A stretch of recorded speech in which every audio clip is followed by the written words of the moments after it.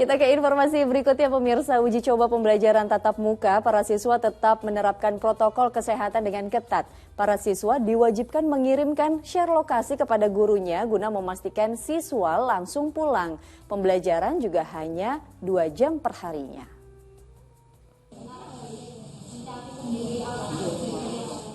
Uji coba pembelajaran tatap muka atau PTM di Jawa Tengah wajib dilakukan dengan menerapkan protokol kesehatan. Di SMKN 7 Semarang misalnya, tidak hanya saat pembelajaran berlangsung, sepulang sekolah mereka dijemput oleh orang tua.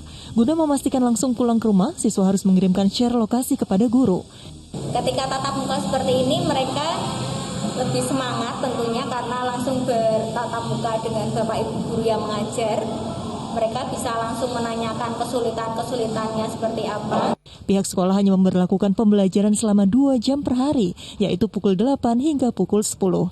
Di Kabupaten Kendal, Jawa Tengah, pembelajaran tatap muka dilaksanakan untuk siswa kelas 10 di 5 sekolah tingkat menengah pertama dan atas. Sebelum masuk ke dalam kelas, siswa harus menjalani rapid test. Tidak seluruh siswa kelas 10 yang melakukan uji coba PTM, hanya siswa yang diantar oleh orang tua atau menggunakan kendaraan sendiri. Selama 2 pekan, sudah 108 siswa yang mengikuti PTM.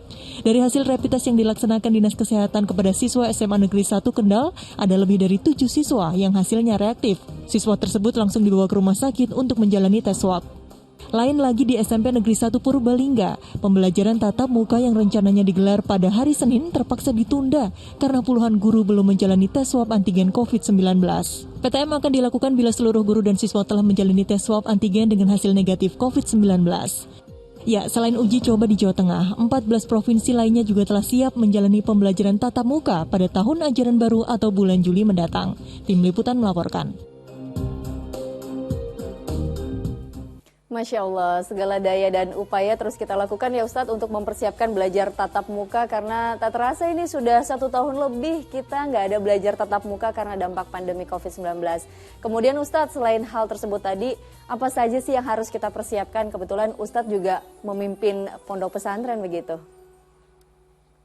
Ya, ini memang upaya bagaimana kita mencoba mengendalikan yang namanya pandemi ini, karena memang virus tetap ada, tetapi kita juga tidak boleh kemudian menyerah begitu saja, tapi kita juga tidak boleh lalai, karenanya dicoba bertahap ya, dicoba bertahap dengan bukan hanya protokol kesehatan saja, tetapi juga bagaimana sebetulnya pola pembelajarannya kemudian dikaji ulang gitu. Saya dengan beberapa teman-teman juga mengkaji disrupsi masalah pendidikan ini, bagaimana sebetulnya masalah cara pembelajaran ini kemudian bisa masuk diubah sesuai dengan memang kebutuhan zaman. Revolusi industri 4.0 ini memang kita kan dulu masih konvensional cara belajarnya, sekarang dipaksa oleh pandemi ini untuk berubah semuanya. Makanya kita ini semuanya harus duduk bersama-sama.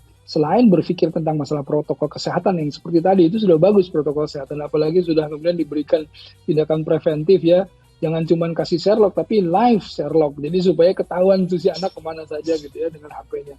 Tapi itu juga bisa ada alasan HP mati ya. Nah ini masih harus kemudian dikaji lebih ulang, tapi itu sudah bagus secara prosedur kesehatan prokesnya ya. Tapi kita juga harus melihat prosedur pembelajaran. Apa-apa saja yang penting yang 2 jam tadi, bahkan kita kemarin berpikir cukuplah 2 hari saja dulu tatap muka, selebihnya tidak perlu dulu karena nanti dikaji ulang lagi seperti apa. Mungkin per pekan 2 hari gitu ya, tapi ini per hari 2 jam boleh jadi, tapi ini tetap masih kita kaji terus ya, mana yang lebih efektif, mana yang lebih kemudian lebih aman, terutama kalau dalam pandemi ini ya.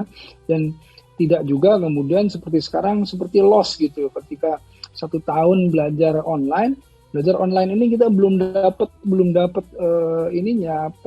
efektivitasnya, karena anak-anaknya juga belum siap untuk belajar online ya. Ada sebagian saja kecil yang siap, tapi juga masih belum ketemu cara pembelajarannya dengan online, karena memang online itu akhirnya membosankan, anak-anak tidur dan lain-lain.